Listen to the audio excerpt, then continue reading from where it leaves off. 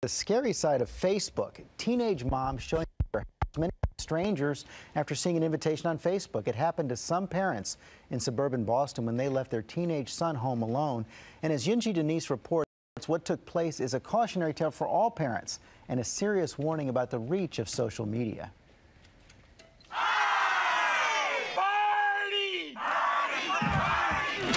House parties while parents are out of town got lots of laughs in 80s movies. But what happened to Jill Abbett's home, they shattered the marble on it, is no joke. An absolute disaster. My house had been turned upside down and inside out, and there was just, the doors had been smashed, my bedroom window was smashed. It's just horror. This is what the Abbetts came home to after taking a trip to Paris and leaving their 18-year-old son Alex in charge.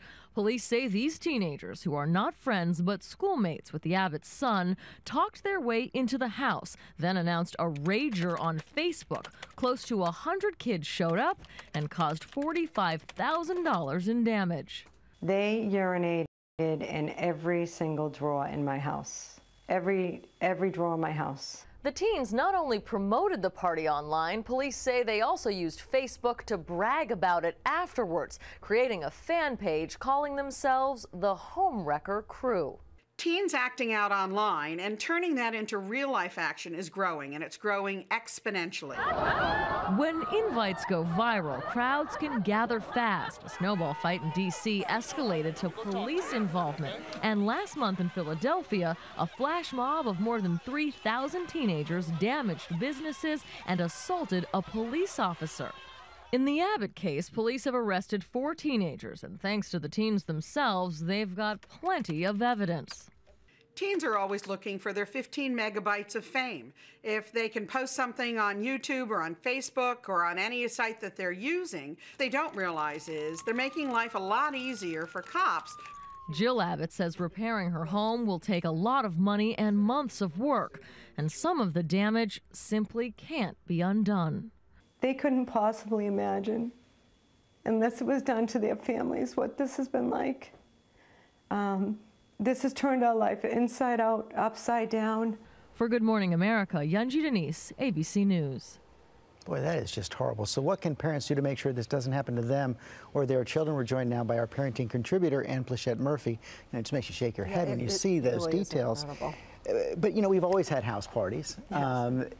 But now it's being turbocharged, this whole phenomenon. Yeah, well, this expression, flash mob, says it all, because they tweet, they text, they go on social media, and they tell people where to meet up. And if it happens to be your home, which is what happened in this case, suddenly you have 100, 150 kids that your child doesn't know showing up at your house. Doesn't know and has no idea how to handle it. That's at least what happened in this case. No one can handle this, George. I mean, mob violence and mob behavior is nothing new. Bullying behavior, you know, there's an interesting study that I just read that 85% of bullying incidents are witnessed by peers. You know, this is not one-on-one in an alley, but only 10% of the kids will act. I mean, this is because once the mob, which is very contagious, is acting out and violent, there's very little anybody, even an adult, can do. So you have to act ahead of time. Yes. Okay, put yourself in the Abbott's place. You're going to go out of town. What can you do to lessen the chances that something like this is going to happen? Well, first of all, don't stick your head in the sand. Do not say, well, this would never happen to my child. My kid would never do this. And in fact, sit down with your kid and say, look, we do not want you to have anybody over. In my opinion, you shouldn't leave an 18-year-old alone. But you should never have someone over. And here are the consequences if you do. Also, though, make sure he knows what to do if something happened. To call the police, to call you even if you are away, as this family was. To designate a surrogate parent, I think, is critically important so that he has somebody to turn to. I think it was a neighbor, actually, who actually busted up this party.